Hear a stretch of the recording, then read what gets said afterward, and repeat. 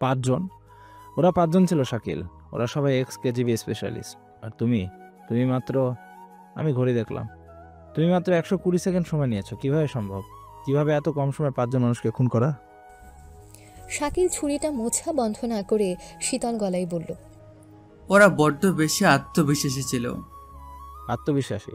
শাকিল, ওরা তোমাকে ঘিরে ফেলেছিল। আমি স্যাটেলাইট ফিডে দেখে প্ল্যান বির জন্য টিমকে রেডি হতে বলতেই দেখি সব শেষ। তুমি ওদের সাথে কি করেছিলে? ওই লোকটার তো ঘাটটাই উল্টো দিকে ঘোরানো। ও খুব বাজে একটা জোক বলেছিল। জোক?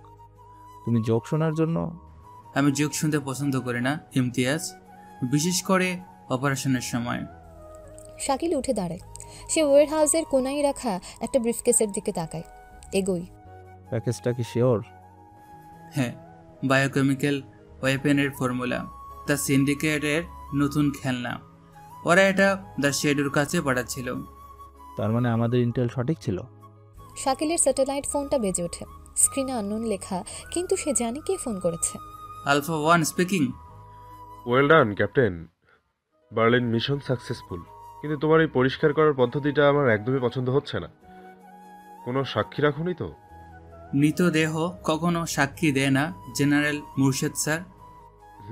যাই হোক, তোমার জন্য নতুন অ্যাসাইনমেন্ট আছে, আরও অনেক বেশি ভয়ঙ্কর, আরও অনেক বেশি পার্সোনাল।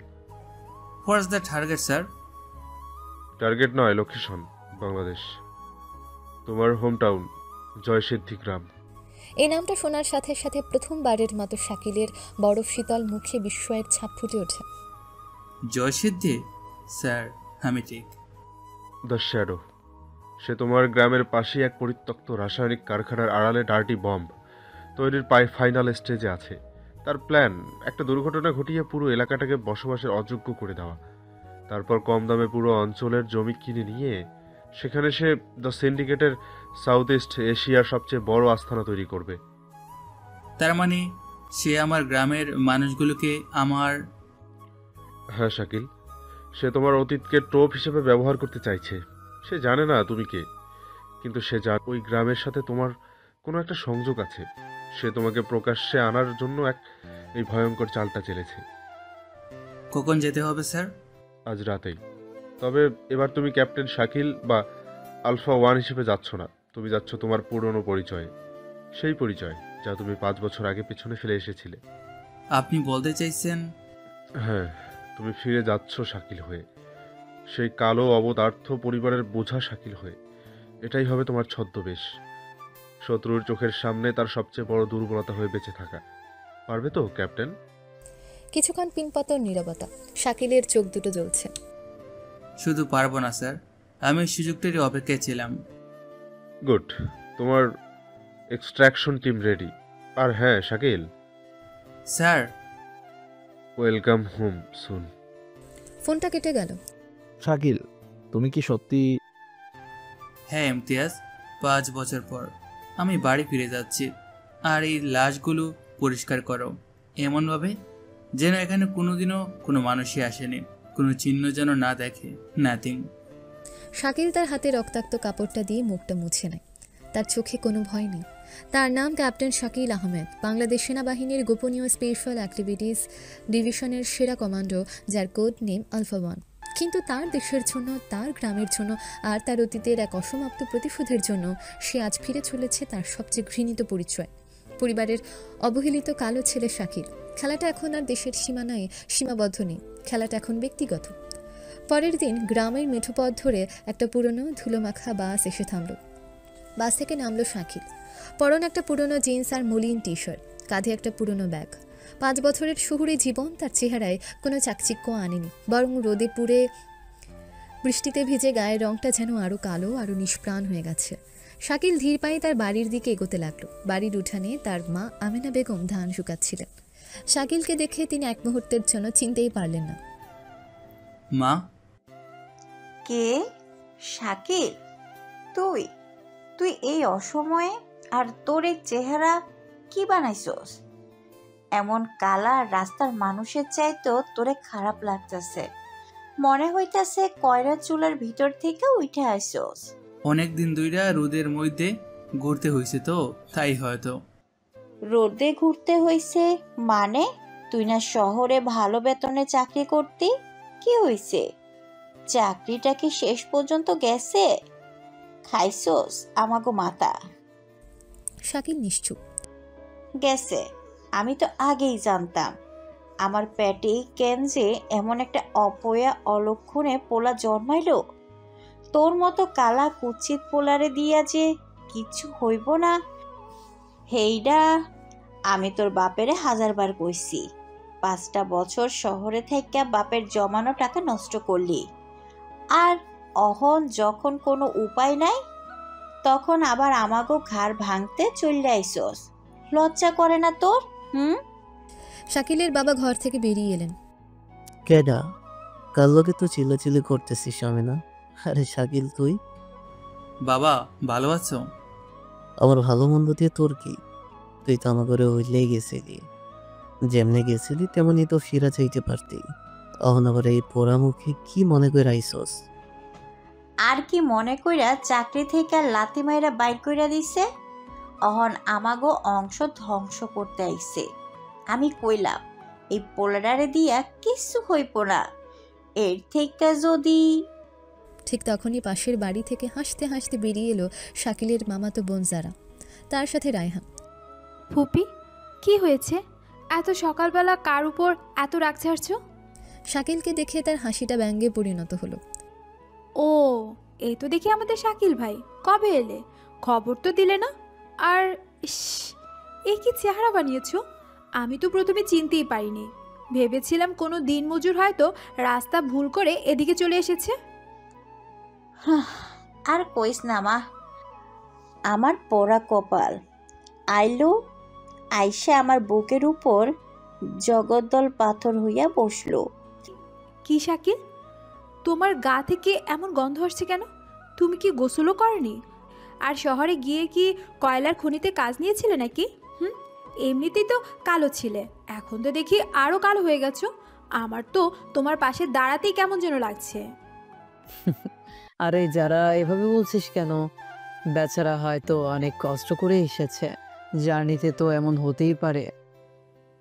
কষ্ট তো করবি, ওর মতো চেহারা আর যোগ্যতা নিয়ে ঢাকায় কি আর ভালো চাকরি পাওয়া যায়?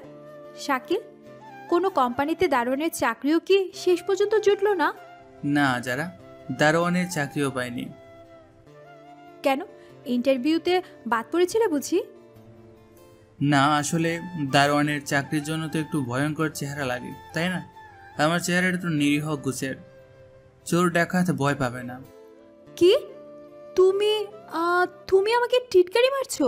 তোমার এত বড় সাহস! আমি তো শুধু একটা সত্যি কথা বললাম। দারোয়ানের চাকরির জন্য যে যোগ্যতা লাগে সেটাও হয়তো আমার নেই। দেখো শাকিল, তুমি হয়তো বাইরে থেকে এসেছো তাই জানো না। যারা আমার হবু স্ত্রী, ওর সাথে কিভাবে কথা বলতে হয় সেটা শিখে নিও, নয়তো কি আপনি আমাকে মারবেন, নাকি আপনার বাবার টাকা দিয়ে আমাকে গ্রাম ছাড়া করবেন? ধন্যবাদ উপদেশটার জন্য, তবে আমার মনে হয় কে কার সাথে কিভাবে কথা বলবে সেটা শেখার আগে কে কার জীবনে কতটা নাক গলাবে সেটা সীমাটা শেখা বেশি জরুরি। চুপ করে আরামজাদা, মুখ সামলায় কথা বল। যার সাথে মুখের ওপর তর্ক করস। 5 বছর শহরে থেকেই বেয়াদবি শিখছিস। ওর কি আর জ্ঞান বুদ্ধি আছে? থাকলে কি আর চাকরিটা যায়? যা আমার চোখের সামনে থেকে দূর হ, অপায়া অলক্ষণে কোথাকার। থাক না ফুপি, রাগ করছো কেন? ও তো আমাদেরই ভাই। যাই হোক শাকিল, মন খারাপ করো না। চাকরি একটা গেছে, আরেকটা পাবে, আর না পেলেও সমস্যা নেই। রায়ান তো আছে, তাই না রায়ান? তুমি তো শাকিলের জন্য কিছু একটা করতেই পারো। হ্যাঁ হ্যাঁ, অবশ্যই। আমার বাবার কত কত ফ্যাক্টরি আছে, আমি চাইলে ওর জন্য একটা প্যাকিংয়ের কাজ জোগাড় করে দিতেই পারি। দিনে 300-400 টাকা করে পাবে, চলে যাবে হয়তো। ধন্যবাদ রায়হান সাহেব, কিন্তু আমার অন্যের দয়ায় চাকরি করার অভ্যাস নেই। তাহলে কি সারা জীবন বেকার হয়ে বসে থাকবে নাকি? দেখো শাকিল, বাস্তবতাটা মেনে নিতে শেখো। আমার মতো ছেলেদের জন্য কি যারা, বলো আমি শুনি। তোমার মতো কালো অযোগ্য ছেলেদের জন্য ভালো কিছু করা খুব কঠিন। হয়তো হয়তো খুব কঠিন, কিন্তু অসম্ভব নয় যারা। শাকিল আর কোনো কথা না বলে তার কাঁধের ব্যাগটা নিয়ে কারো দিকে না তাকিয়ে বাড়ির পিছনের দিকে তার সেই পুরনো ভাঙা ঘরটার দিকে হেঁটে চলে গেল। যারা, রায়হানা, শাকিলের বাবা মা সবাই স্তব্ধ হয়ে তার যাওয়ার পথের দিকে তাকিয়ে রইল। ছেলেটার অ্যাটিটিউড তো একটুও কমেনি, বরং যেন আরও বেড়েছে। কিন্তু ওর চোখের দৃষ্টিটা, ওটা আগের মতো নেই কেন? কেমন যেন অচেনা, কেমন যেন ভয়ঙ্কর। শাকিল যখন তার পুরনো পরিত্যক্ত ঘরটার দিকে হেঁটে যাচ্ছিল তখন উঠান থেকে তার মায়ের গলা ভেসে এলো। ওই কই যাস? ওই ঘরের দিকে যাস কেন? ওইটা তো এখন লাকড়ি রাখার ঘর। তাইলে আমি থাকুম কই মা? সেইটা আমি কি জানি? তুই তো না কইরা চলে আইসস। তোর লাগে কি আমরা রাজপ্রাসাদ বানায় রাখছি নাকি? আহা আমেনা, অহন চুপ করবি? যা হওয়ার তা তো হইয়া গেছে। পোলাটারে তো আর রাস্তায় ফালাইয়া দেওয়ান যায় না। রাস্তা ফালাইয়া দিলেই ভালো আছিল। অন্তত চোখের সামনে থেকে আমার বুকটা তো আর পুরাইতো না। শোন, ওই ঘরের কোণার দিকে একটা চৌকি পাতা আছে, ওইখানেই থাকবি। আর মনে রাখিস, এই বাড়িতে তুই মেহমান না, বোঝা। তো বোঝার মতোই কইরা থাকবি। আচ্ছা। আচ্ছা, এই একটা মাত্র শব্দ বলেই শাকিল আবার তার ঘরের দিকে হাঁটতে শুরু করলো। তার প্রতিক্রিয়াহীন শান্ত মুখটা দেখে আমেনা বেগমের রাগ যেন আরও বেড়ে গেল।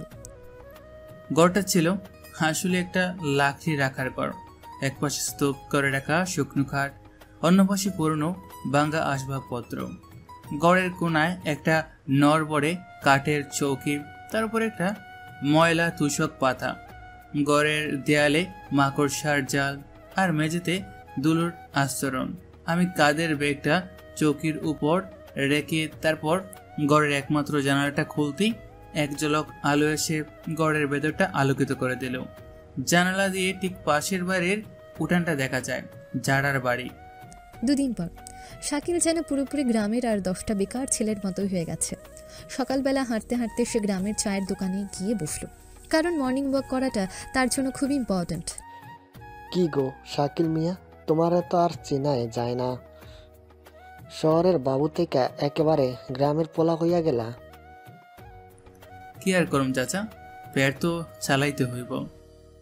তা চাকরি বাকরি কিছু খুঁজতেছ না বাপের ঘরেই জীবনটা পার করে দিবা? চেষ্টা তো করতেছি, তবে আমার মতো কালা অশিক্ষিত পুলারে কে আর চাকরি দিব কোন? আরে মন খারাপ কইরো না বাবা, আল্লাহ যা করে ভালো লাইগাই করে।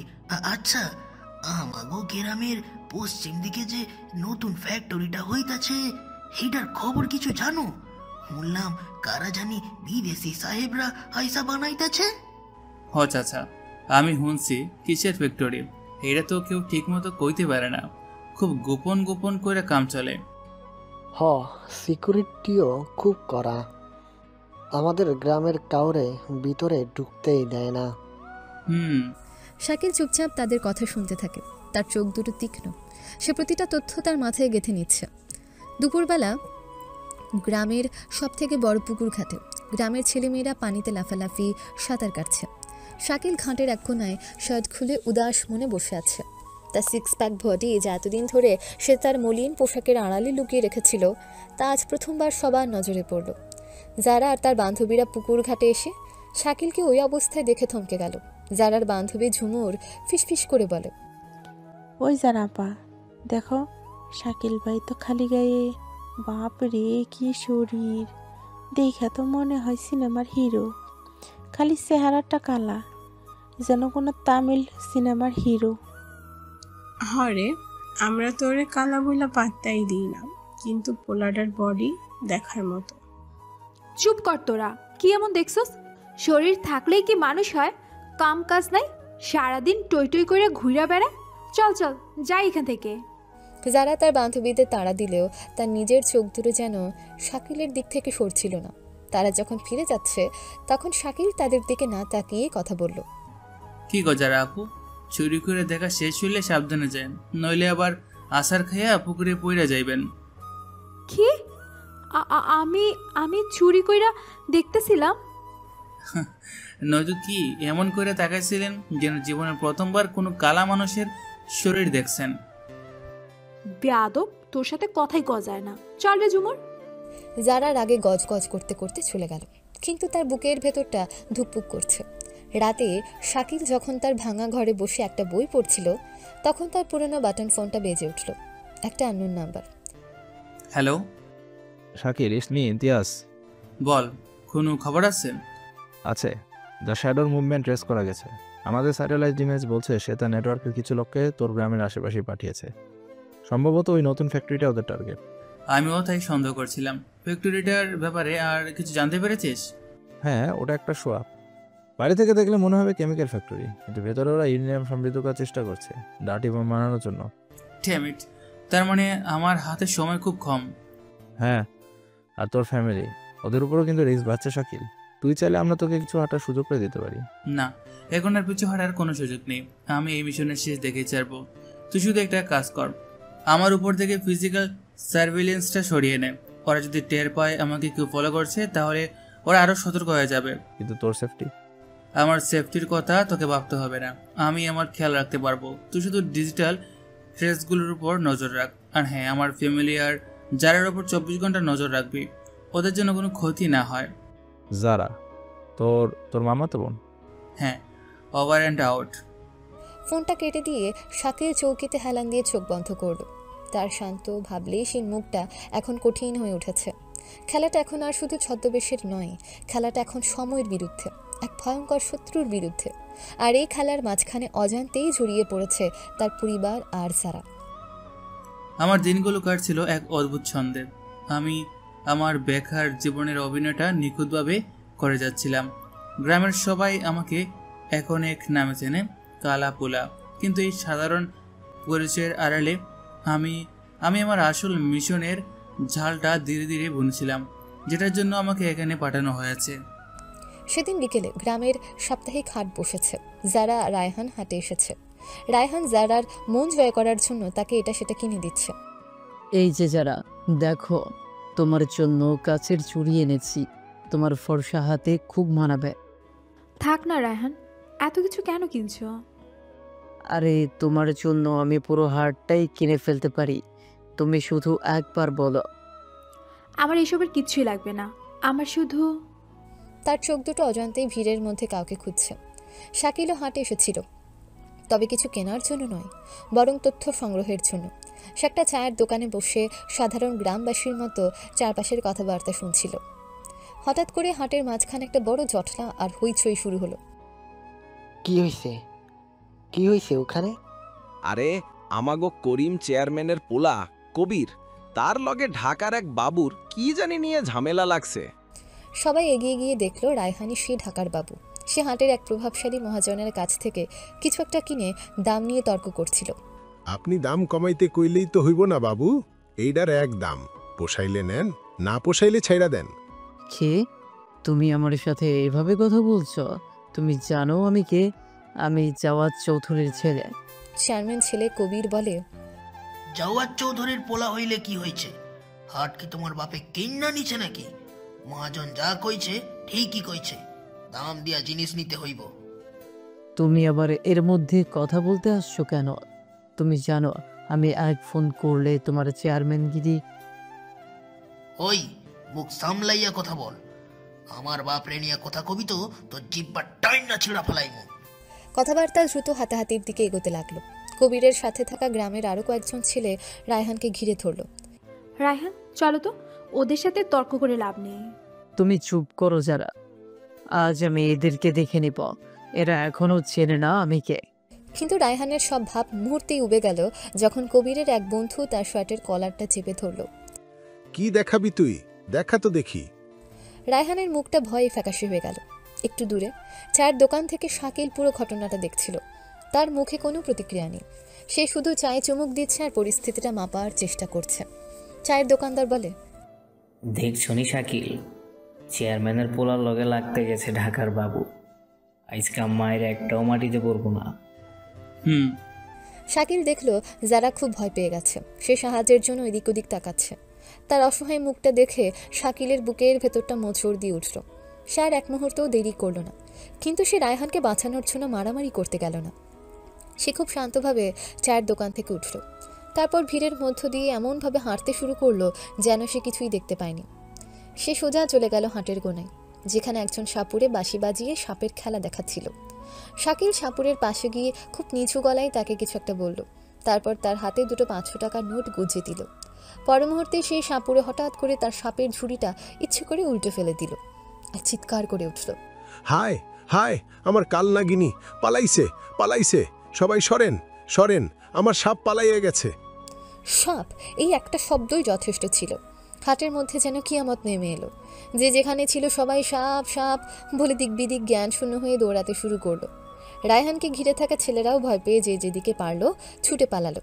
এই আকস্মিক হুলস্থলের মধ্যে রায়হানও ভয় পেয়ে জারার হাত ধরে দৌড়ানোর চেষ্টা করলো। আরে আরে আস্তে, আমি তো পড়েই যাচ্ছিলাম। ঠিক তখনই শাকিল যেন কোত্থেকে এসে তাদের সামনে হাজির হলো। কি হয়েছে? আপনারা দৌড়াতেছেন কেন?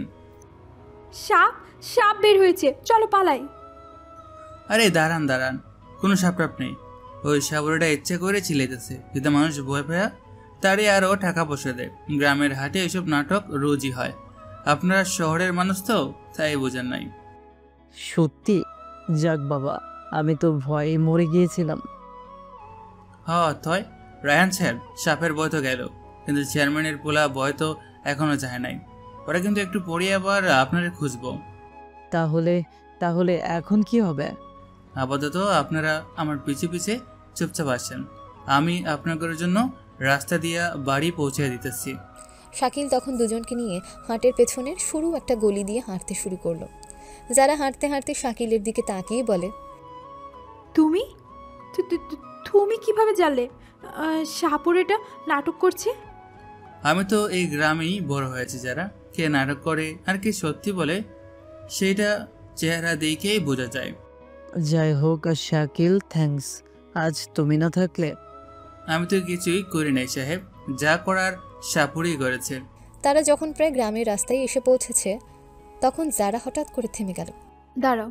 কি হয়েছে? শাকিল, একটা কথা সত্যি করে বলবে? কি কথা? ওই ওই সাপুরেটা, ও কি সত্যি ইচ্ছে করে চিৎকার করেছিল নাকি নাকি তুমি ওকে কিছু বলেছিলে? আমি আমি কি বলবো, আমি তো আপনাদের মতোই ভিড়ের মধ্যে ছিলাম। মিথ্যে কথা। আমি আমি তোমাকে দেখেছিলাম, তুমি চায়ের দোকান থেকে উঠে সোজা সাপুরেটার কাছে গিয়েছিলে, তারপরে ও চিৎকার শুরু করলো। কেন কেন করেছিলে তুমি এমন? তুমি ভুল দেখছো যারা, তোমার হয়তো চোখের ভুল হয়েছে। আমার চোখের ভুল হয়নি শাকিল, আমি সবটা দেখেছি। তুমি ইচ্ছে করে এই পরিস্থিতি তৈরি করেছিলে, তাই না, রায়হানকে বাঁচানোর জন্য? যদি করেও থাকি তাহলে তাতে কি, দিন শেষে উনি তো আপনারই হবু স্বামী। ওনার সম্মান মানে তোমার সম্মান, আর তোমার সম্মান। আমার সম্মান কি? তা কিছু না, চলো বাইরে যাই, মামি চিন্তা করবেন। শাকিল আর কোনো কথা না বলে হনহন করে সামনে এগিয়ে গেল। যারা সেখানেই স্তব্ধ হয়ে দাঁড়িয়ে রইল। তার মাথায় তখন হাজারো প্রশ্ন, তার মনে প্রথমবারের মতো তীব্র এক সন্দেহ দানা বাঁধল। শাকিলের এই চুপচাপ থাকার পিছনে, এই নিরীহ চেহারার আড়ালে কি অন্য কোনো পরিচয়, অন্য কোনো ভয়ঙ্কর উদ্দেশ্য লুকিয়ে আছে? হাটের সেই ঘটনার পর কয়েকদিন কেটে গেছে। যারার মনে শাকিলকে নিয়ে সন্দেহের বীজটা পোতা হয়ে গেছে। সে এখন সারাক্ষণ ছায়ার মতো শাকিলকে পর্যবেক্ষণ করে। আজ শাকিলদের বাড়িতে ছোট করে একটা মিলাদের আয়োজন করা হয়েছে। শাকিলের বাবা মানত করেছিলেন ছেলে 5 বছর পর বাড়ি ফিরে মিলাদ দেবেন। উঠানে ছাঁটাই বিছিয়ে গ্রামের মুরব্বীরা বসেছে। শাকিল একটা পুরনো পাঞ্জাবি পরে এক কোনায় চুপচাপ বসে আছে। আরে শাকিল মিয়া যে একেবারে ফেরস্তা হইয়া বসে আছে, তোমারও তো চেনা দায়।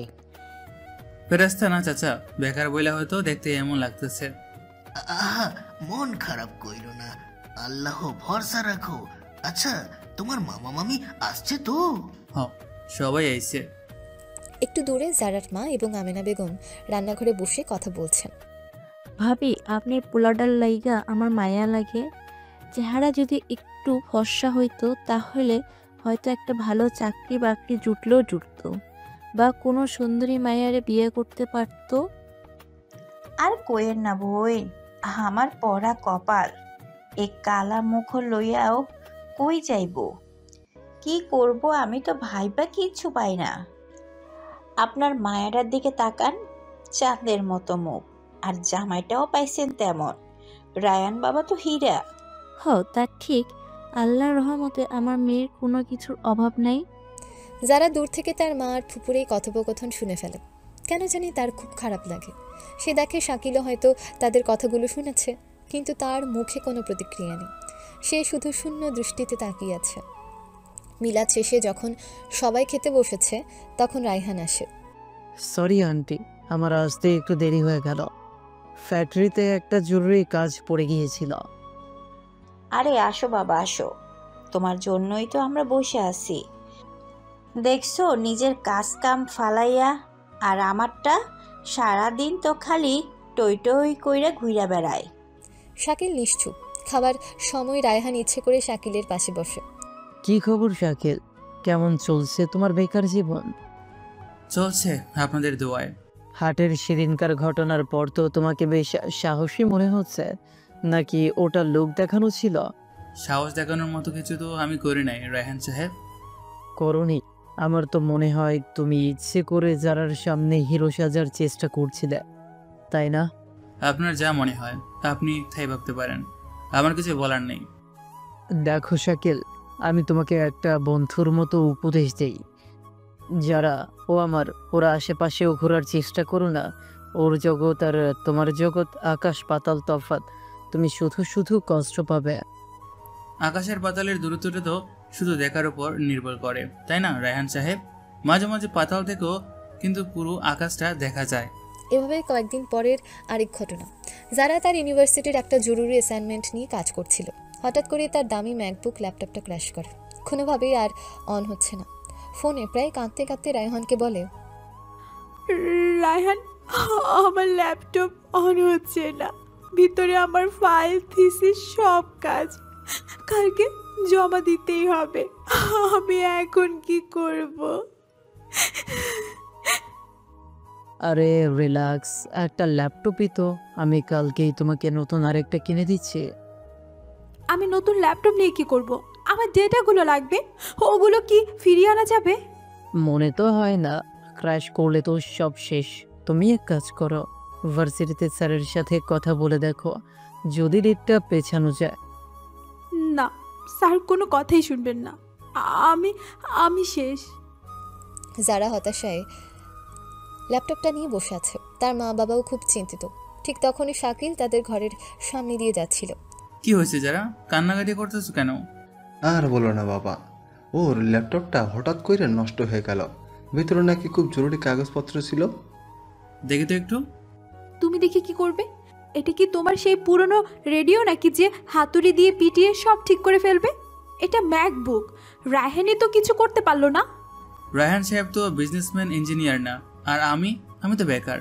হাতে অপরন্ত সময় দাও না, একবার চেষ্টা করে দেখি। যদি ঠিক হয়ে যায় তাহলে তো ভালোই, আর না হইলে যেমন আছে তেমনই থাক। যারার আর কোনো উপায় না পেয়ে সে অনিচ্ছা সত্ত্বেও ল্যাপটপটা শাকিলের হাতে দিল। শাকিল ল্যাপটপটা নিয়ে তার ভাঙা ঘরে গেল। সে তার সেই পুরনো যন্ত্রপাতির বক্সটা বের করলো। প্রায় 1 ঘন্টা পর শাকিল ল্যাপটপটা হাতে নিয়ে যারার সামনে হাজির হলো। এই নাও তোমার ম্যাকবুক। কি ঠিক হয়ে গেছে? দেখো অন করে। যারা কাপা কাপা হাতে ল্যাপটপটা অন করলো। অ্যাপেলের লোগোটা ভেসে উঠতেই তার মুখে হাসি ফুটে উঠল। ল্যাপটপটা শুধু অনই হয়নি, তার একটা ফাইলও ডিলিট হয়নি। সব কিছু আগের মতোই আছে। কিন্তু তুমি কিভাবে? তুমি এটা করলে কি করে? রায়হান তো বললাম তো আমি বেকার, তাই ইউটিউব দেখে এইসব ছোটখাটো কাজ শেখার অনেক সময় পাই। ইউটিউব দেখে তুমি ম্যাকবুকের মাদারবোর্ড সরিয়ে ফেলেছো? তুমি কি আমাকে বোকা পেয়েছো শাকিল? বোকা পাইলে তো আর তোমার ল্যাপটপটা ঠিক করে দিতাম না, তাই না? যাই হোক, তোমার কাজ হয়েছে, এটাই বড় কথা। আসি বলেই শাকিল চলে গেল।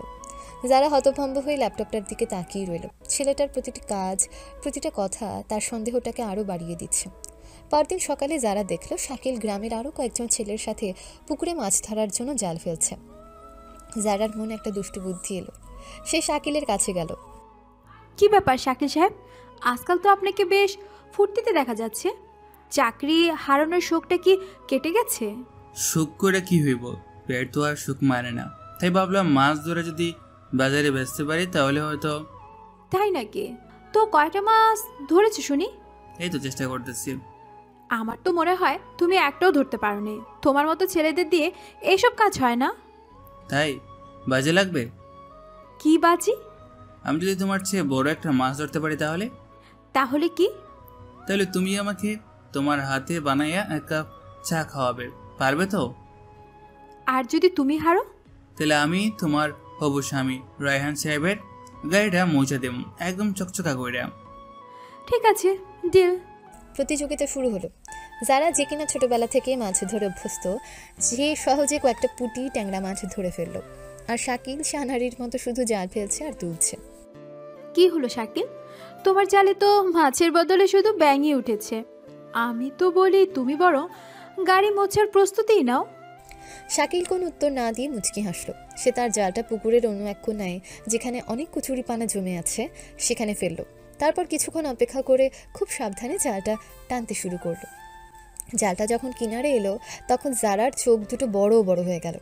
জালের ভেতরে অন্য কোনো ছোট মাছ নয়, ছটফট করছে বিশাল এক চিতল মাছ, প্রায় 3-4 কেজি ওজন হবে।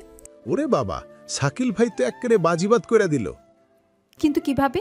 ওইখানে তো কোনোদিনও এত বড় মাছ। বললাম না, মাঝে মাঝে পাতাল থেকেও পুরো আকাশটা দেখা যায়। হয়তো আমি মাছ ধরতে পারি না, কিন্তু আমি জানি বড় মাছেরা কোথায় লুকিয়ে থাকে। শাকিলের রহস্যময় কথায় আর বিজয়ীর হাসিতে যারা বাকরুদ্ধ হয়ে গেল। সেই রাতে যারা যখন শাকিলের জন্য চা বানিয়ে তার ঘরে দিতে গেল, তখন সে দেখলো ঘরের দরজাটা সামান্য ফাঁক হয়ে আছে। সে উকি দিয়ে দেখলো শাকিল তার চৌকিতে বসে খুব মনোযোগ দিয়ে একটা পুরনো চামড়ায় বাঁধানো ডায়েরি পড়ছে। তার মুখে কোনো হাসি নেই, কোনো দুষ্টুমি নেই, আছে শুধু এক গভীর বিষণ্ণতা। তার চোখ দুটো ছলছল করছে। যারা দেখলো শাকিল ডায়েরির পাতা থেকে একটা পুরনো বিবর্ণ ছবি বের করলো। ছবিটা দুজন তরুণের, তাদের পরনে মিলিটারি ইউনিফর্ম। তাদের মধ্যে একজন শাকিল, কিন্তু এ কোন শাকিল? তার মুখে দাড়ি নেই, চুলগুলো ছোট ছোট করে ছাঁটা, আর তার চোখে মুখে এক অন্যরকম দৃঢ়তা। শাকিল ছবিটার উপরে আলতো করে হাত বোলাচ্ছিল আর ফিস ফিস করে কিছু বলছিল। সরি দোস্ত, সরি ইমতিয়াজ, আমি তোকে দেওয়া কথাটা রাখতে পারলাম না। আমি এখনো তার শেডু পর্যন্ত পৌঁছতে পারলাম না। যারা ইমতিয়াজ আর দ্য শ্যাডো, এই দুটো নাম শুনে চমকে উঠল। তার বুকের ভেতরটা ধক করে উঠল। ঠিক তখনই শাকিল কার উপস্থিতি টের পেয়ে দ্রুত ডায়েরি আর ছবিটা তোষকের নিচে লুকিয়ে ফেলল। সে দরজার দিকে তাকালো। কে? আমি তোমার চা। যারা চায়ের মগটা নিয়ে ভেতরে ঢুকলো। তার মুখটা ভয়ে বিস্ময়ে ফ্যাকাশে হয়ে গেছে। ও তুমি? আমি তো ভাবলাম দাও। তুমি তুমি কাঁদছিলে? না তো, চোখে কি যেন একটা পড়ছিল। শাকিল, ইমতিয়াজকে? এই প্রশ্নে শাকিলের শান্ত মুখটা মুহূর্তের জন্য বরফের মতো জমে গেল। সেই রাতের ঘটনার পর থেকে যারা এক তীব্র মানসিক দ্বন্দ্বে ভুগছে। ইমতিয়াজ, দ্য শ্যাডো, এই নামগুলো তার মাথায় ঘুরপাক খাচ্ছে। সে শাকিলের সাথে স্বাভাবিক হওয়ার চেষ্টা করে, কিন্তু তার প্রতিটি কাজের পেছনে এখন সে কোনো না কোনো রহস্যের গন্ধ পায়। কয়েকদিন পর রায়হান তার শহুরে বন্ধুদের নিয়ে গ্রামে এসেছে। সে সবাইকে নিয়ে নদীর চরে পিকনিকের আয়োজন করেছে। যারাকেও যেতে বাধ্য করা হয়েছে। দেখলি তোরা, বলেছিলাম না এই গ্রামটা সুন্দর, বিউটিফুল, তাই না? হ্যাঁ দোস্ত, জায়গাটা আসলে সুন্দর, কিন্তু নেটওয়ার্কের যা অবস্থা, ফেসবুকে একটা ছবিও তো আপলোড দিতে পারছি না। তোমরা কি শুধু ছবি তোলার জন্য এসেছো? চারপাশের প্রকৃতি একটু উপভোগ করো। আরে ছাড়ো তো, ওসব প্রকৃতি গ্রামের লোকেরাই উপভোগ করুক। আমরা এসেছি মজা করতে। চল নৌকায় ওঠা যাক। নদীর উপরে একটা বিশাল চর আছে, ওখানে গিয়ে বারবিকিউ করবা। তারা একটা বড় ইঞ্জিন নৌকায় চেপে বসলো। যারা দেখলো একটু দূরে নদীর বাঁকে একটা ছোট্ট জেলের নৌকায় বসে কে যেন ছিপ ফেলে মাছ ধরছে। লোকটার মাথায় একটা গামছা বাঁধা, মুখটা ভালো করে দেখা যাচ্ছে না, কিন্তু যারার মনটা কেন জানি খচখচ করে উঠল। নদীর ওপারে চড়ে গিয়ে তারা সারাদিন খুব আনন্দ ফুর্তি করলো। গান বাজনা বারবিকিউ সবই চলল, কিন্তু বিপত্তিটা ঘটল ফেরার পথে। সন্ধ্যা ঘনিয়ে এসেছে, আকাশটা লালচে হয়ে গেছে। তাদের নৌকাটা যখন মাঝ নদীতে, তখন হঠাৎ করে খক খক শব্দ করে নৌকার ইঞ্জিনটা বন্ধ হয়ে গেল। নৌকার মাঝি বলল, সর্বনাশ, ইঞ্জিন তো বন্ধ হয়ে গেল। কি ইঞ্জিন বন্ধ হয়ে গেল মানে? স্টার্ট দাও তাড়াতাড়ি। দিতাছি তো স্যার, কিন্তু কাম করতেছে না তো। কি বলছেন মাঝি ভাই? এখানে মাঝমাঝিতে ইঞ্জিন বন্ধ হয়ে গেলে আমরা ফিরবো কি করে? চারিদিকে তো অন্ধকার হয়ে আসছে, আর মোবাইলেরও তো নেটওয়ার্ক নেই যে কাউকে ফোন করব। আরে প্যানিক করছিস কেন তোরা? আমি দেখছি। রায়হান খুব ভাব নিয়ে ইঞ্জিনের ঢাকনাটা খুলল, কিন্তু ভেতরে জটিল সব যন্ত্রপাতির দিকে তাকিয়ে তার মুখটা শুকিয়ে গেল। ইঞ্জিনের তেল মনে হয় শেষ হয়ে গিয়েছে।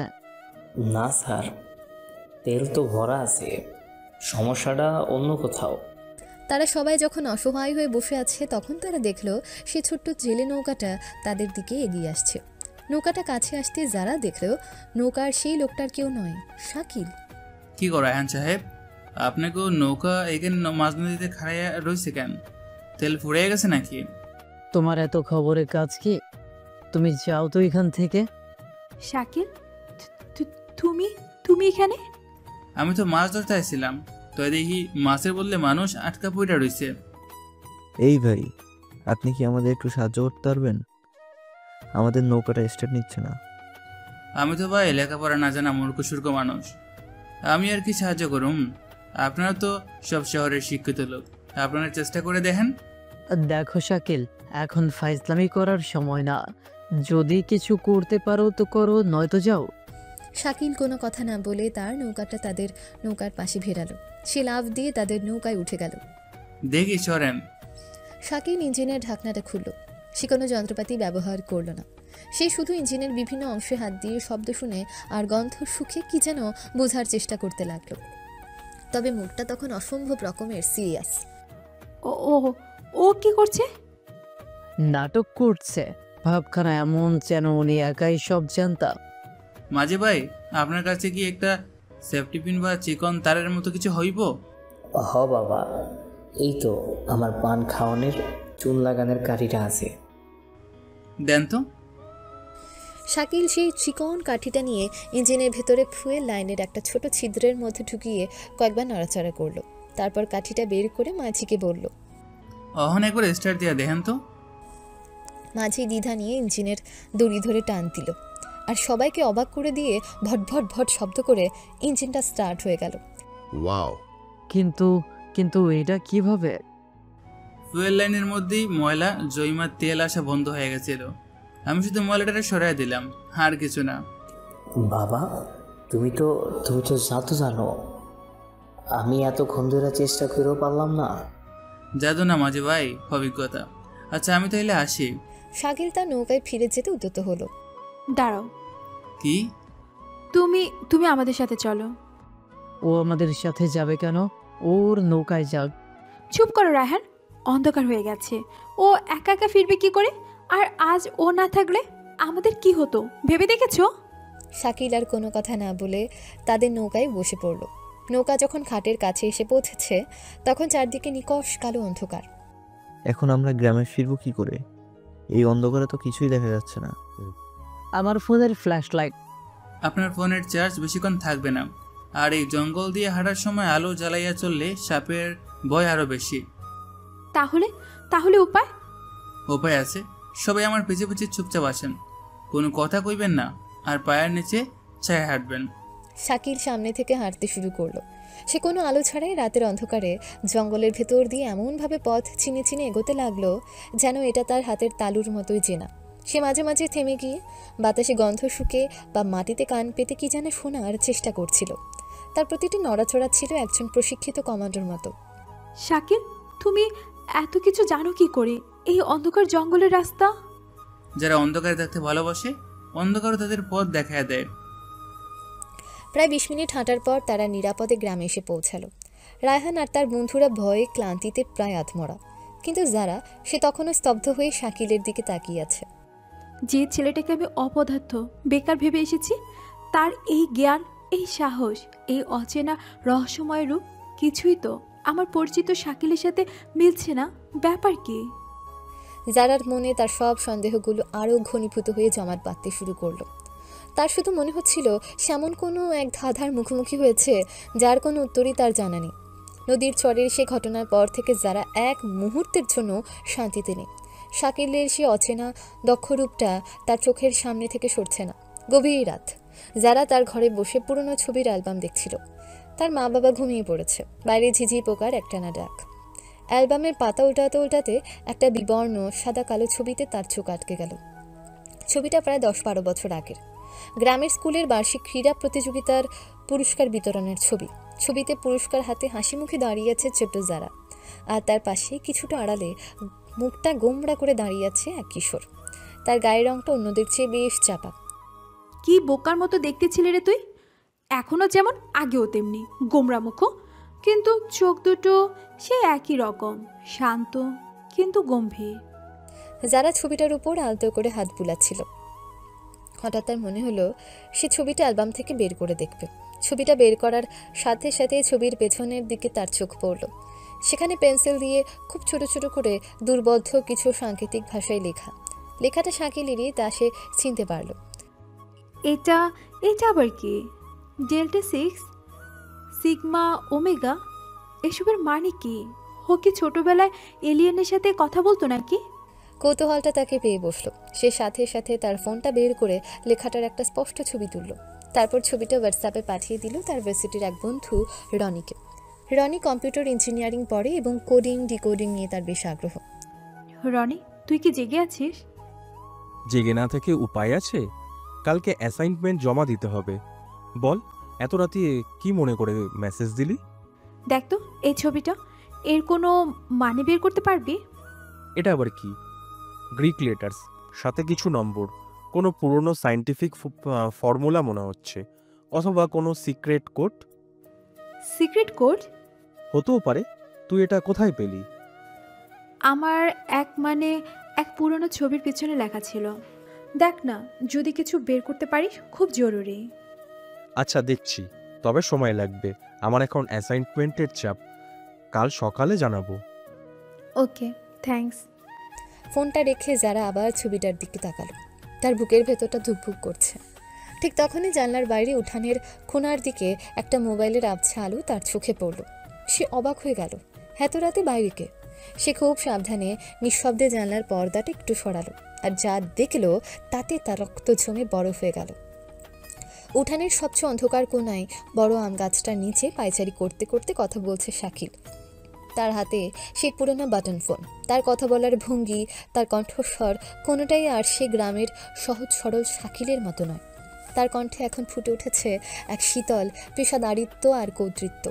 ক্যাপ্টেন ইমতিয়াজ, আপডেট দাও। তার মানে তার শেডও বুঝতে পেরেছে আমি এখানেই কোথাও আছি। ফ্যাক্টরির উপর নজরদারি বাড়িয়ে দিয়েছে। ওকে, আলফা 6 ইউনিটকে স্ট্যান্ড বাই থাকতে বলো। আমি চাই ফ্যাক্টরির প্রতিটি এন্টি এক্সিট পয়েন্টের স্যাটেলাইট ফিড 24 ঘন্টা আমার ট্যাবলেটে লাইভ থাকবে। না, এখনই কোনো মুভমেন্ট নয়। তার শেডও খুব দ্রুত। ও হয়তো আমাদের জন্যই ফাঁদ পেতে রেখেছে। আমরা অপেক্ষা করব ওর পরবর্তী চালের জন্য। যারা স্তব্ধ হয়ে শুনছিল। Captain, alpha 6 unit, satellite feed, এই শব্দগুলো তার মাথায় যেন হাতুড়ির মতো আঘাত করছে। আর প্যাকেজের কি খবর? ওটা কি সেফ লোকেশনে পৌঁছেছে? গুড, নিশ্চিত করবে প্যাকেজের সিকিউরিটি যেন এক মুহূর্তের জন্য দুর্বল না হয়। ওটার উপর আমাদের পুরো মিশনের সাফল্য নির্ভর করছে। হ্যাঁ, আমি জানি আমার হাতে সময় কম, 0 আওয়ার গড়িয়ে আসছে, কিন্তু আমি কোনো ভুল করতে চাই না। আমার একটা ভুলের জন্য থাক ওসব কথা। তুমি শুধু তোমার কাজটা ঠিকমতো করো। আর হ্যাঁ, আমার ফ্যামিলি আর যারার উপর নজর রাখছে তো। ওকে, ওভার অ্যান্ড আউট। ফোনটা কেটে গেল। শাকিল আরও কিছুক্ষণ সেখানে দাঁড়িয়ে রইল, রাতের অন্ধকারের দিকে শূন্য দৃষ্টিতে তাকিয়ে। তারপর একটা দীর্ঘশ্বাস ফেলে নিঃশব্দে তার ঘরের দিকে চলে গেল। যারা জানলার পর্দাটা ছেড়ে দিল, তার পুরো শরীর কাঁপছে। সে ধপ করে তার বিছানায় বসে পড়ল। সে কে? শাকিল আসলে কে? সে কি কোনো পুলিশ, আর্মি, নাকি কোনো সন্ত্রাসী? দ্য শ্যাডো কে? প্যাকেজে বাকি? আর ও নিজের পরিবারের উপর নজরই রাখতে বলেছে কেন? সাথে আমার উপরও? হঠাৎ করে তার ফোনে একটা মেসেজ এলো রনির। যারা, তুই কোথায় পেয়েছিস এই কোড? এটা কোনো সাধারণ কোড নয়। এটা এটা এটা মিলিটারির গ্রেড ক্রিপ্টোগ্রাফি। আমি এর বেশি কিছু বের করতে পারিনি, কিন্তু ত্রিভুজ 6 এই সংকেতটা সাধারণ স্পেশাল ফোর্সের কোনো গোপন ইউনিটের কোড। নেম হিসেবে ব্যবহার করা যায়। যারা, তুই কার ছবির পেছনে এটা পেয়েছিস? লোকটা কে? রনির মেসেজটা পড়ার পর জারার আর কোনো সন্দেহই রইল না। যে ছেলেটাকে আমি সারা জীবন ধরে কালো অযোগ্য বলে অপমান করে এসেছি, যার পরিচয় নিয়ে আমি এতদিন ধরে শুধু মজাই করেছি, সেই ছেলেটাই হয়তো এমন কোনো ভয়ঙ্কর অন্ধকার জগতের বাসিন্দা যে আমার কল্পনারও অনেক অনেক ঊর্ধ্বে। সে রাতের পর থেকে জারার পৃথিবীটা ওলটপালট হয়ে গেছে। সে এখন আর শাকিলকে ভয় পায় না কোনো কৌতূহল। তার মনে এখন শুধু একটাই অনুভূতি, তীব্র উদ্বেগ। সে জানে না শাকিল কে, কিন্তু সে অনুভব করতে পারে শাকিল কোনো ভয়ঙ্কর বিপদের মধ্যে আছে। অন্যদিকে রায়হান তখন ঈর্ষার আগুনে জ্বলছে। নদীর চরের সেই ঘটনার পর থেকেই সে লক্ষ্য করেছে যারা তার কাছ থেকে দূরে সরে যাচ্ছে এবং শাকিলের প্রতি আরও বেশি আগ্রহী হয়ে উঠেছে। একদিন সকালে রায়হান তার দুই বন্ধুকে নিয়ে গ্রামের চায়ের দোকানে বসে আছে। কিরে দোস্ত, মুখটা এমন গোমরা কইরে রাখছস কেন? যারা ভাবির লাগে আবার ঝগড়া হয়েছে নাকি? আরে ঝগড়া হলে তো বুঝতাম। মেয়েটা তো আমার সাথে আজকাল কথাই বলতে চায় না। ওর মাথায় এখন খালি ওই কালা ভূতটা শাকিল, ওইটাই ঘুরে বেড়ায়। হ দোস্ত, আমিও দেখছি। যারা ভাবি তো আজকাল শাকিলরে ছাড়া আর কিছুই বোঝে না। পোলাটা কি জাদু করলো কে জানে। জাদু না কোচো, ওই ইচ্ছা কইরা যারার সামনে হিরো সাচার নাটক করতেছে, আর যারা ওই বোকা মেয়েটা সে নাটক দেখা গলতাছে না। এটারে আর বাড়তে দেওয়া যায় না। আজকাই এই শাকিলের খেলা আমি শেষ করবো। কি করবি? এমন কিছু করবো যাতে সাপও মরে আবার লাঠিও না ভাঙে। আমি ওরে এমন ফাঁদে ফালামো যাতে ওই গ্রাম ছেড়া যাইতে বাধ্য হয়, আর যারাও যেন ওর মুখ আর কোনোদিনও দেখতে না চায়। সেদিন ছিল শুক্রবার। জুমার নামাজের পর গ্রামের মসজিদের ইমাম সাহেব একটা ঘোষণা দিলেন। সবাই একটু শুনেন, আমাগো মসজিদের উন্নয়নের লাগা যে অনুদানের বাক্সটা রাখা ছিল, এই বাক্সটা চুরি হয়ে গেছে। এ খবরে মসজিদ উপস্থিত সবার মধ্যে একটা হইচই পড়ে গেল। কি কোন হুজুর, মসজিদের টাকা চুরি? এই কাম কোন আরামি করছে? আমি জানি না, তয় ফজরের নামাজের পরেও আমি বাক্সটা ভরা দেখছিলাম। ঠিক তখনই ভিড়ের মধ্য থেকে রায়হান আর তার দুই বন্ধু এগিয়ে এলো। হুজুর, আমি হয়তো জানি এই কাজটা কে করতে পারে। তুমি জানো কে? আমি আজ ভোরে ফজরের আজানের একটু আগে এই রাস্তা দিয়েই যাইতেছিলাম। তখন আমি শাকিল রে মসজিদের পেছন দিয়া তাড়াঘোড়া কইরা বাহির হইতে দেখছে। ওর হাতে কাপড়ে মোড়ানো কি যেন একটা ছিল। হ হুজুর, আমিও দেখছি। আমিও রায়হানের লগে আইছিলাম। আমরা তো তখন অতটা পাত্তা দিইনি, কিন্তু অহন তো সব মিলা যেতেছে। এ কথা শোনার সাথে সাথে পুরো গ্রামের মানুষ যেন খেপে উঠল। কি শাকিল, ওই কালা পলাটা? আমি তো আগেই কইছিলাম ওই পলার নজর ভালো না। হ, শহর থেকে চুরি ডাকাতি শিখাইছে, এখন মসজিদের টাকাও ছাড়ে না। চলেন যাই, আজকে ওই চোরের একদিন কি আমার একদিন। উত্তেজিত জনতা লাঠি সোটা নিয়ে শাকিলের বাড়ির দিকে রওনা দিল। যারা সবাইকে তাদের বাড়ির দিকে আসতে দেখে ভয়ে আতঙ্কে জমে গেল। না না, এটা হতে পারে না। শাকিল এমন কাজ করতে পারে না, নিশ্চয়ই কোনো ভুল হচ্ছে। শাকিল তখন তার সেই ভাঙা ঘরে চৌকির উপর বসে একটা বই পড়ছিল। বাড়ি থেকে হইচই আর চিৎকারের শব্দ শুনে সে বেরিয়ে এলো। সে দেখলো প্রায় 100-150 গ্রামের লোক তাকে ঘিরে ধরেছে। তাদের সবার চোখে মুখে তীব্র ঘৃণা আর আক্রোশ। শাকিলের বাবা ভিড় ঠেলে বেরিয়ে এসে বলেন, কি হয়েছে? তোমরা সবাই আমার বাড়ির সামনে আইসা আমাকে চিল্লাইতেছ কেন? কি হয়েছে শুনতে চান? আপনার গুণধর পোলায় কি করছে হেটা জিগান। ও মসজিদের টাকার বাক্স চুরি করছে। কি? আমি চুরি করিনি। চুরি করিস নাই? তাইলে ফজরের আগে তুই মসজিদের পেছনে কি করতেছিলি? আর তোর হাতে কাপড়ে মোড়ানো কি আছিল? আমি তো শুধু হাঁটতে বেরিয়েছিলাম। মিথ্যা কথা, চোর কোনোদিনও নিজের মুখে স্বীকার করে না। দেন ওরে আমাকে হাতে দেন, আমরাই আজকে ওর বিচার করব। পরিস্থিতি নিয়ন্ত্রণের বাইরে চলে যাচ্ছিল। কয়েকজন উত্তেজিত লোক শাকিলের দিকে তেড়ে আসছিল। যারা ভিড় ঠেলে শাকিলের সামনে এসে দাঁড়িয়ে বলে, থামেন, আপনারা থামেন, ওকে কেউ হাত লাগাবেন না। যারা, তুমি এখানে কি করছো? তুমি এই চোরটার পক্ষ নিতেছ? ও চোর না, আমি জানি ও এমন কাজ করতেই পারে না। তুমি কিভাবে জানলে?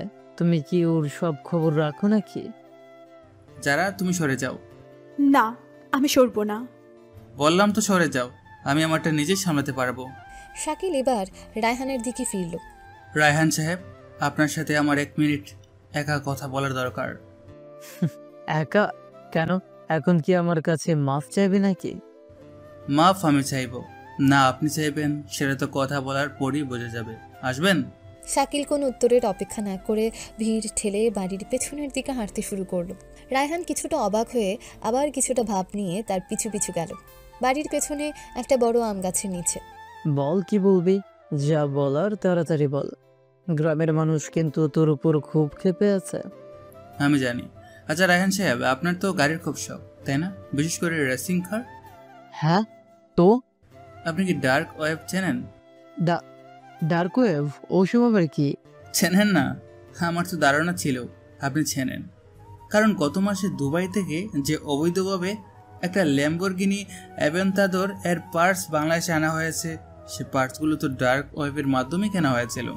আর সেই কেনার ট্রানজ্যাকশনটা হয়েছিল একটা বেনামি ক্রিপ্টো ওয়ালেট থেকে, যে ওয়ালেটের আইপি অ্যাড্রেস তো তুই আপনার বাবার ফ্যাক্টরির ওয়াইফাই নেটওয়ার্ক থেকে ট্রেস করা হয়েছে, তাই না? তুই তুই এসব কিভাবে জানলে? আমি অনেক কিছু জানি রায়হান সাহেব। আমি এটাও জানি এই গাড়িটা আনার জন্য আপনি সরকারকে প্রায় 2 কোটি টাকার ট্যাক্স ফাঁকে দিয়েছেন। আচ্ছা বলুন তো, এই খবর যদি এখন কাস্টম, ইন্টেলিজেন্স বা দুদকের কাছে পৌঁছায়, তাহলে আপনার আর আপনার বাবার কি হবে? না না, প্লিজ, তুমি এমনটা করতে পারো না। পারি, খুব ভালোভাবে পারি। আমার শুধু একটা ফোন কল লাগবে। এখন সিদ্ধান্ত আপনার। আপনি কি এখন সবার সামনে গিয়ে সত্যিটা বলবেন এবং মসজিদে টাকা ফেরত দিবেন, নাকি আপনি আপনার বাবার সাথে বাকি জীবন জেলের ভিতরে কাটাতে চান? টাকা তো আমি নিয়ে নাই। টাকাটা আপনি নিয়েছেন এবং সেই টাকাটা এখন আপনারই পকেটে আছে, কারণ আপনি ভেবেছিলেন এই চুরির দায়টা আমার উপর চাপিয়ে আপনি এক দিলে 2 পাখি মারবেন, তাই না? শাকিলের তীক্ষ্ণ দৃষ্টির সামনে রায়হান আর মিথ্যে বলার সাহস পেল না। সে ভয়ে, অপমানে আর আতঙ্কে ভেঙে পড়ল। কয়েক মিনিট পর শাকিল আর রায়হান যখন ভিড়ের সামনে ফিরে এলো, তখন রায়হানের মুখটা ভয়ে সাদা। সবাই আমারে মাফ কইরা দেন। আমি ভুল দেখছিলাম। শাকিল মসজিদের পেছনে ছিল না। আমি হয়তো অন্য কাউরে দেখছি।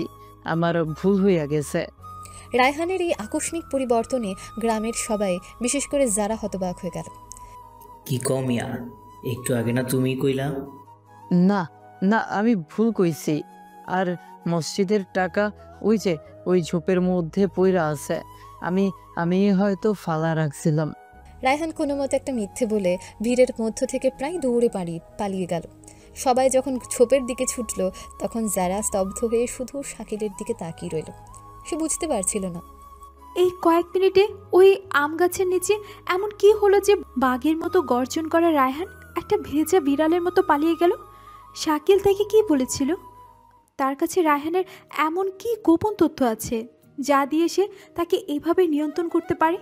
যারার মনে হলো সে শাকিলের যে রূপটা দেখেছে তা হয়তো বিশাল এক বরফখণ্ডের চূড়া মাত্র।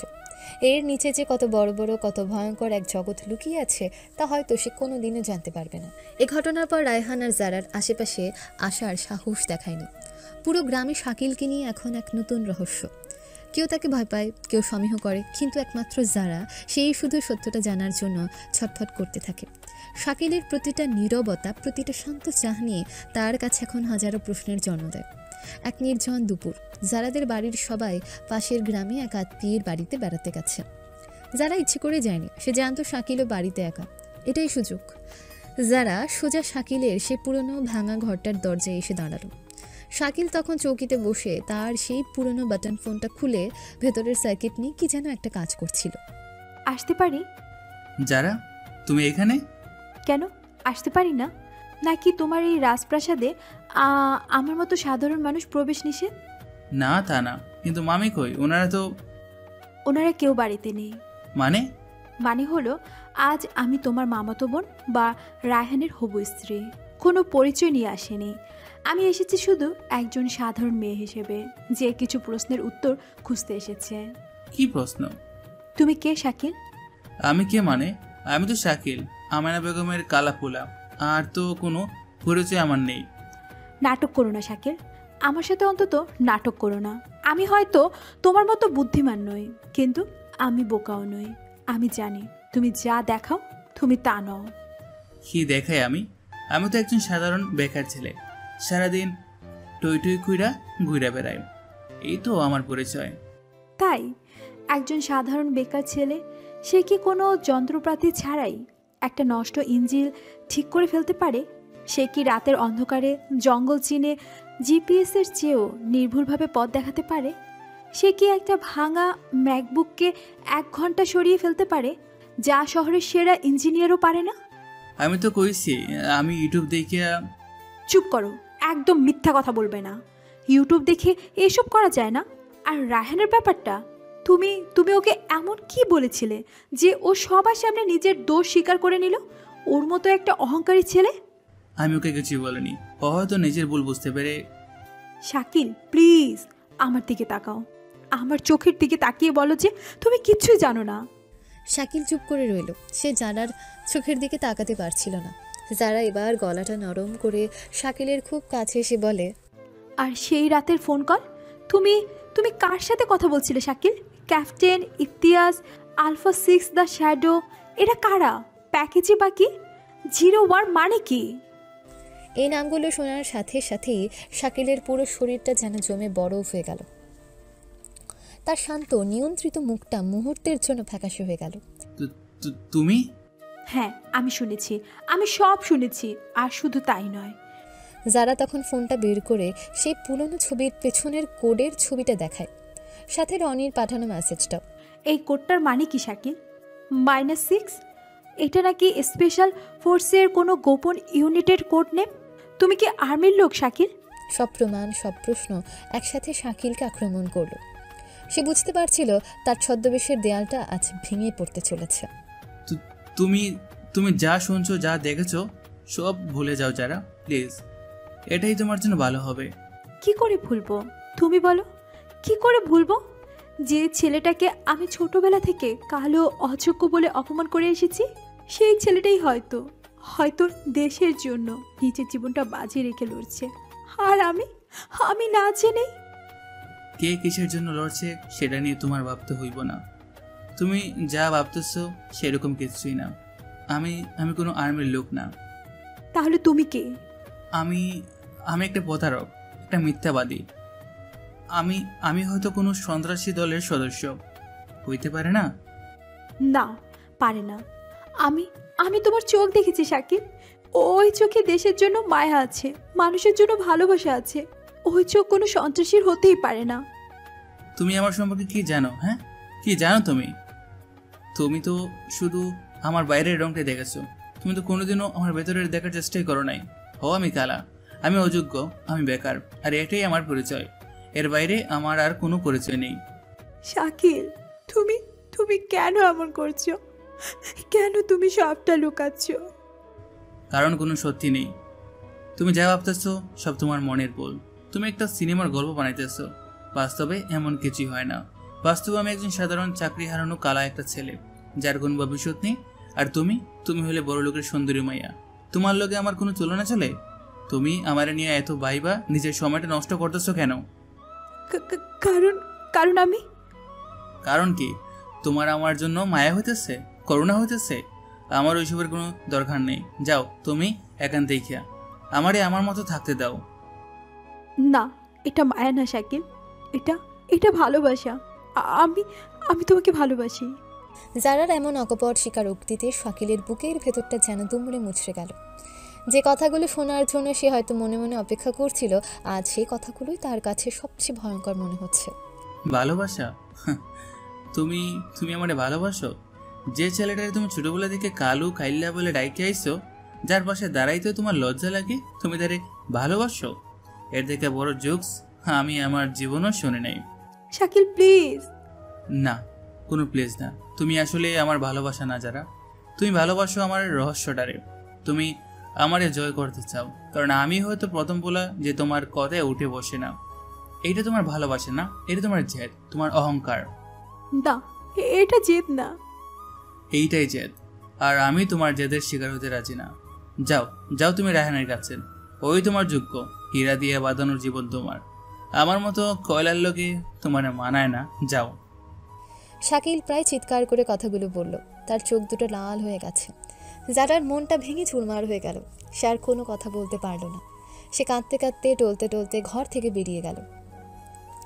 যারা চলে যাওয়ার পর শাকিল ধপ করে চৌকির উপর বসে পড়ল। তার সে রাগী কঠোর মুখটা মুহূর্তেই বদলে গেল। সে দুই হাতে মুখ ঢেকে শিশুর মতো কান্নায় ভেঙে পড়ল। নিজে নিজে বলে, আমি আমি খুবই দুঃখিত যারা, আমি খুবই দুঃখিত, কিন্তু তোমাকে আমার এই ভয়ঙ্কর পৃথিবী থেকে দূরে রাখতে হইব। আমিও যে তোমাকে ভালোবাসি। যারার কাছ থেকে নিজেকে দূরে সরিয়ে দেওয়ার পর শাকিল যেন আরও বেশি নীরব, আরও বেশি বিচ্ছিন্ন হয়ে গেছে। সে এখন সারাদিন তার ভাঙা ঘরেই কাটায়, খুব একটা বাইরে বেরোয় না, কিন্তু তার কান আর চোখ আগের চেয়েও 1000 গুণ বেশি সতর্ক। সে জানে তার নিষ্ক্রিয়তার শত্রুকে আরও কাছে টেনে আনবে। শাকিল তার পুরনো ব্যাটন ফোনে কথা বলছে। Imtiaz, are you sure? হ্যাঁ শাকিল, আমাদের ইন্টেল শতভাগ নিশ্চিত। দ্য শ্যাডো ওরফে রায়হান, সে তার নিজস্ব ক্লিনার টিমকে ঢাকায় নিয়ে এসেছে। 3 জন বিদেশি মার্সেনারি। ওরা সাধারণ কোনো গুন্ডা নয় শাকিল, ওরা পেশাদার হত্যাকারী। আমি জানি, আমি ওদের প্রোফাইল দেখেছি। X spate snatch. তার মানে রায়হান আমার পরিচয় নিয়ে সন্দিহান। ও আর রিস্ক নিতে চাইছে না। আমারও তো এমন হচ্ছে। ও হয়তো তোমাকে চিরতরে সরে দেওয়ার জন্যই ওদের হায়ার করেছে। Shakil, situation is out of control. আমি ব্যাকআপ পাঠাবো? না, কোনো ব্যাকআপ আসবে না। যদি ওরা বুঝতে পারে আমি আর্মির লোক, তাহলে রায়হান আন্ডারগ্রাউন্ডে চলে যাবে। আর ডার্টি বমের লোকেশন আমরা কোনোদিনও খুঁজে পাবো না। আমাকে একাই খেলতে হবে। কিন্তু শাকিল, 3 জন এক্স স্পেশনাইজের বিরুদ্ধে তুমি একা? শুধু একটা কাজ করো, যারার বাড়ির চারপাশে আমাদের যে অদৃশ্য নিরাপত্তা বলয়টা আছে, ওটাকে সর্বোচ্চ অ্যালার্টে রাখো। আমার মন বলছে রায়হান আজ রাতেই কোনো একটা চাল চালবে। ও জানে যারা আমার দুর্বলতা। গভীর রাত, পুরো জয় সিদ্ধি গ্রাম যখন ঘুমে আচ্ছন্ন, তখন 3টা কালো ছায়া নিঃশব্দে জারার বাড়ির দিকে এগোতে থাকে। তাদের উদ্দেশ্য শাকিলের ঘর নয়, সরাসরি জারার বাড়ি। রায়হান তাদের নির্দেশ দিয়েছে জারা এবং তার পরিবারকে জিম্মি করতে। সে দেখতে চায় শাকিল কি সত্যি একজন সাধারণ অপদার্থ ছিল, নাকি তার আড়ালে অন্য কেউ আছে। দরজা ভাঙার শব্দে জারার বাবা মা এবং জারা সবাই ঘুম থেকে জেগে ওঠে। কে কে ওখানে? কিছু বোঝার আগেই মুখোশধারী 3 জন লোক ভেতরে ঢুকে পড়ে। তাদের হাতে সাইলেন্সার লাগানো পিস্তল। পাশের ঘরে শাকিল শব্দ শুনি বিছানা থেকে লাফিয়ে ওঠে। তার চোখ দুটো অন্ধকারেও হিংস্রভাবে জ্বলে ওঠে। সে জানলার ফাঁক দিয়ে যা দেখার দেখে নেয়। তার গোপন কমিউনিকেটরে ফিসফিস করে বলে, Imtiaz, good raid attack dear inside. যারার বাড়িতে ড্যামিট, রায়হান ও যারাকে টুপ হিসাবে ব্যবহার করতে চাইছে। শাকিল আর এক মুহূর্তও দেরি করে না। সে তার চৌকির নিচ থেকে একটা কালো ব্যাগ বের করে। ভেতর থেকে বের করে আনে তার কমব্যাট নাইফ, একটা গ্লক 19 পিস্তল আর কয়েকটা স্মোক গ্রেনেড। জারার ঘরে তখন নারকীয় পরিস্থিতি।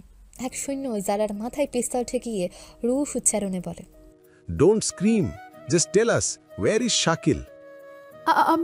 আমি জানি না শাকিল কোথায়। Don't lie, we know he is here, call him. হঠাৎ করে ঘরের সব আলো দপ করে নিভে গেল। পুরো বাড়িটা নিকষ কালো অন্ধকারে ডুবে গেল। শাকিল বাইরের মেইন সুইচ অফ করে দিয়েছে। সন্ত্রাসীরা কিছু বোঝার আগেই ঘরের জানলা ভেঙে 2টো স্মোক গ্রেনেড এসে পড়ল ঘরের ভেতরে। মুহূর্তের মধ্যে ঘরটা ঘন ধোঁয়ায় ভরে গেল। আর সেই ধোঁয়ার আড়াল হতেই যেন এক অদৃশ্য ছায়ার মতো ঘরের ভিতরে প্রবেশ করল শাকিল। পরের কয়েকটা মুহূর্ত ছিল এক ভয়ঙ্কর নিঃশব্দ মৃত্যুর খেলা। যারা আর তার বাবা মা শুনতে পাচ্ছিল শুধু চাপা আর্তনাদ, ধস্তাধস্তির শব্দ আর হাড় ভাঙার আওয়াজ। তারা কিছুই দেখতে পারছিল না। 1 মিনিট পর যখন ধোঁয়াটা কিছুটা হালকা হয়ে এলো, তখন তারা দেখল ঘরের মেঝেতে 3 জন মুখোশধারী লোক নিস্তেজ হয়ে পড়ে আছে। আর তাদের মাঝখানে বিজয়ীর মতো দাঁড়িয়ে আছে শাকিল। তার হাতে তার কমব্যাট নাইফ। তার চোখ দুটো অন্ধকারে জ্বলছে। তার সে অপদার্থ কালো রূপের কোনো চিহ্নই নেই। তার জায়গায় দাঁড়িয়ে আছে এক শীতল রক্তের ছোট্টা। তুমি কি আছো যারা? যারা কোনো উত্তর দিতে পারল না। সে ভয়ে, বিস্ময়ে আর এক অজানা আতঙ্কে তার জীবনের সবচেয়ে পরিচিত অথচ আজ সবচেয়ে অচেনা মানুষটার দিকে তাকিয়ে রইল। শাকিল দ্রুত এগিয়ে গিয়ে পড়ে থাকা একজন সন্ত্রাসীর কানের ডিভাইসটা খুলে নিল। সে জানতো পাশ থেকে রায়হান সব কিছু শুনছে। Hello Raihan, or should I say the shadow? তুই হ্যাঁ, আমি।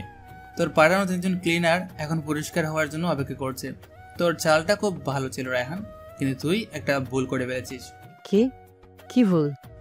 তুই বাঘের কাছে হাত ঢুকে দিয়েছিস। তুই যারার গায়ে হাত তোলার দুঃসাহস দেখিয়েছিস। তুই আসলে কে? আমি হলাম তোর নিয়তি, তোর অন্ধকার সাম্রাজ্যের শেষ অধ্যায়। খেলাটা তো তুই শুরু করেছিস রায়হান, কিন্তু শেষটা আমিই লিখব। খুব তাড়াতাড়ি তোর সাথে আমার দেখা হচ্ছে সামনাসামনি। শাকিল ডিভাইসটা মাটিতে ফেলে বুড় দিয়ে পিষে দিল। সে জারার দিকে ফিরল। যারা তখনও ফ্যালফ্যাল করে তার দিকে তাকিয়ে আছে, তার চোখে হাজারো প্রশ্ন। যারা আমি? তুমি তুমি কে? শাকিল কোনো উত্তর দিল না। সে শুধু তার রক্তমাখা হাতটা দিয়ে আলতো করে জারার গাল থেকে গড়িয়ে পড়া এক ফোঁটা জল মুছে দিল। কিছুক্ষণ পর জারার বাড়িতে তখন পিনপাতের নীরবতা। মেঝেতে পড়ে আছে 3 জন সন্ত্রাসী নিথর দেহ।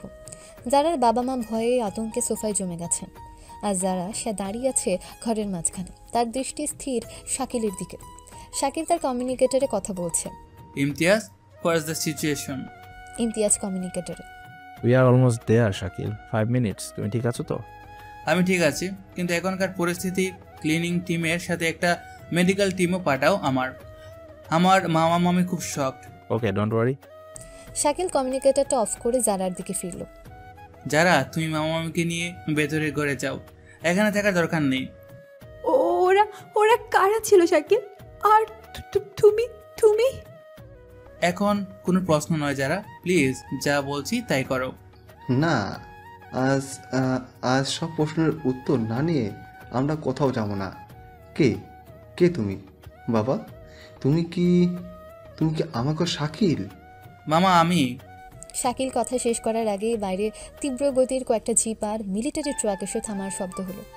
মুহূর্তের মধ্যে কালো কমব্যাট ইউনিফর্মে সশস্ত্র একদল কমান্ডো পুরো বাড়িটা ঘিরে ফেলল। কমান্ডোদের নেতৃত্বে দ্রুত পায়ে ভেতরে ঢুকলেন ক্যাপ্টেন ইমতিয়াজ। শাকিলের সামনে এসে একটা কড়া স্যালুট করে বললেন, captain Shakil, sir, report. 3 hostiles neutralised captain, civilians are safe. The শেডোর পরিচয় confirmed, Raihan Chowdhury. Good job sir, cleaning team is on the way. এই অবিশ্বাস্য দৃশ্য দেখে জারার বাবা মা যেন তাদের চোখকে বিশ্বাস করতে পারছিলেন না। Captain Shakil sir?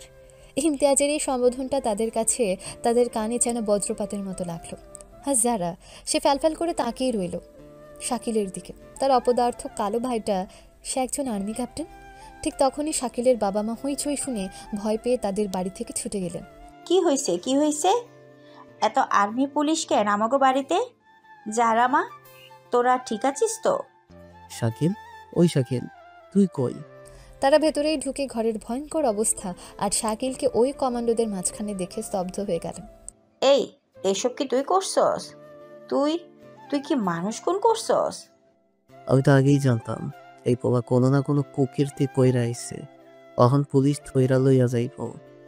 চাচা চাচি, আপনারা শান্ত হন। আপনারা তো জানেন না, কিন্তু আপনাদের এই ছেলে ও কোনো অপরাধী নয়। তাইলে এগুলো কি? আপনাদের এই ছেলে ক্যাপ্টেন শাকিল আহমেদ, বাংলাদেশ সেনাবাহিনীর স্পেশাল অ্যাক্টিভিটিস ডিভিশনের একজন সিক্রেট কমান্ড অফিসার। আরও গত 5 বছর ধরে নিজের জীবন বাজি রেখে দেশের জন্য এক ভয়ঙ্কর গোপন মিশনে কাজ করেছে। ক্যাপ্টেন শাকিল আহমেদ, এই পরিচয়টা যেন একটা পারমাণবিক বোমার মতো ফাটল। শাকিলের বাবা মা, মামা মামি সবাই বাকরুদ্ধ, হতভম্ব। কি কইলেন?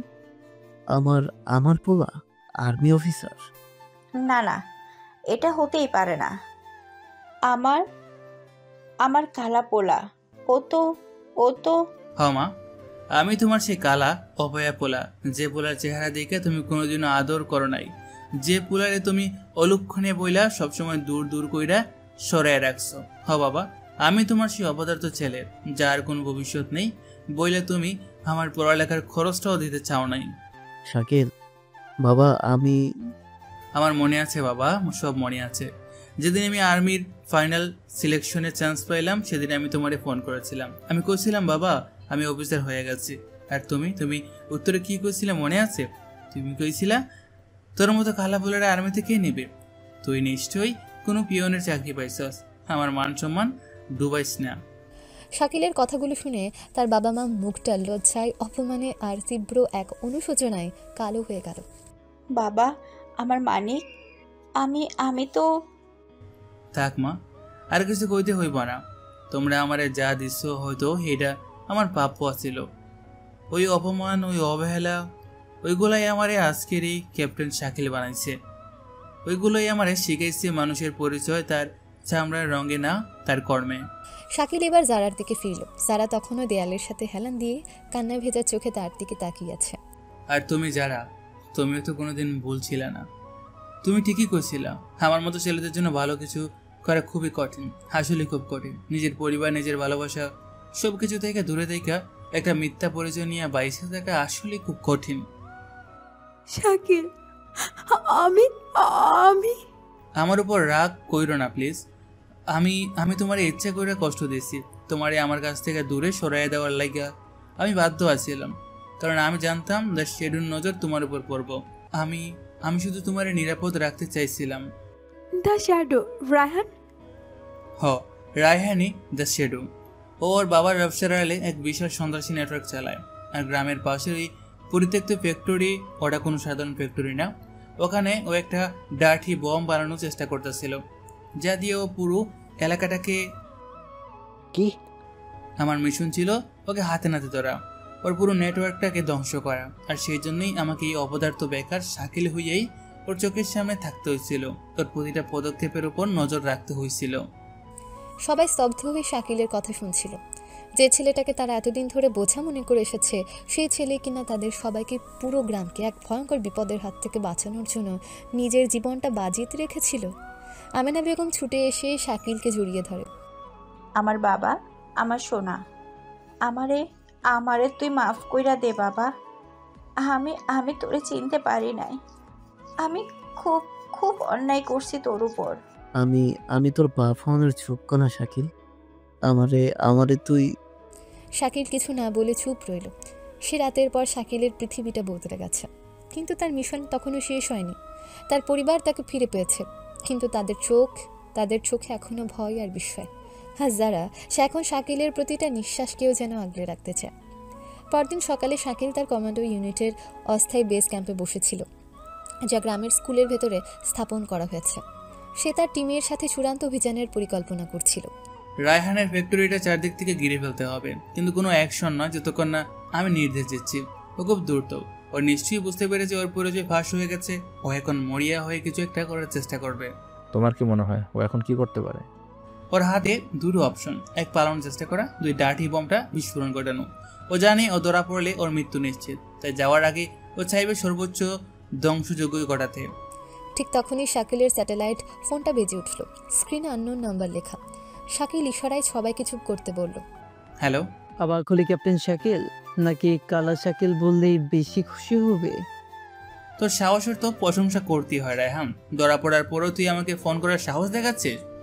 খেলা তো এখনো শেষ হয়নি শাকিল, বরং সবেমাত্র শুরু হয়েছে।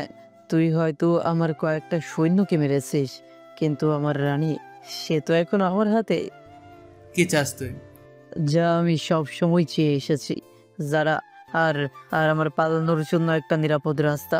তুই যদি চাস যারা বেঁচে থাকুক, তাহলে তুই তোর সব সৈন্য সরিয়ে নিবি, আর আমাকে দেশ থেকে বেরিয়ে যাওয়ার জন্য একটা হেলিকপ্টার দিবি। তুই কি সত্যি ভাবছিস আমি তোর এই ফালতু হুমকিতে ভয় পাবো? তুই যারা কোনো ক্ষতি করতে পারবি না রায়হান, কারণ তুই ওকে ভালোবাসিস। ভালোবাসা? তুই এখনো ভালোবাসার স্বপ্ন দেখছিস শাকিল? আমি যারাকে ভালোবাসি না, আমি ওকে চাই। ও আমার ট্রফি, আমার অহংকার। আর আমি যদি ওকে না পাই, তাহলে আর কাউকেই পেতে দিব না, এমনকি তোকেও না। শাকিল নিশ্চুপ। কি হলো, চুপ করে গেলি কেন? ভয় পাচ্ছিস? ভয় পাওয়ারই কথা, কারণ যারা ও এখন আমার সাথেই আছে এই ফ্যাক্টরির ভেতরে, আর আমার আঙ্গুলের নিচে আছে ডার্টি বোমের ডেটোনেটর। তোর হাতে সময় মাত্র 1 ঘন্টা। হয় তুই আমার দাবি মেনে নিবি, আর নয়তো এই পুরো গ্রাম, তোর পরিবার আর তোর ভালোবাসার চারা সহ সবাই মিলেমিশে একাকার হয়ে যাবে। ফোনটা কেটে গেল। শাকিল, এটা কি সত্যি যারা? আমি এত বড় ভুলটা করলাম কি করে? আমি তো ওর বাড়ির চারপাশে নিরাপত্তা দিয়েছিলাম, ও ফ্যাক্টরিতে গেল কি করে? শাকিল দ্রুত তার ট্যাবলেটে সিসিটিভি ফুটেজ চেক করতে লাগলো। সে দেখলো যারা কাউকে কিছু না বলে একাই বাড়ি থেকে বেরিয়ে রায়হানের ফ্যাক্টরির দিকে গেছে। পাগল মেয়েটা, ও নিশ্চয়ই আমার সাথে কথা বলার জন্য ওখানে গেছে। যারার বোকামি আর নিজের অসতর্কতার যন্ত্রণায় শাকিলের ভেতরটা দুমড়ে মুচড়ে যাচ্ছিল। শাকিল এখন কি করবে?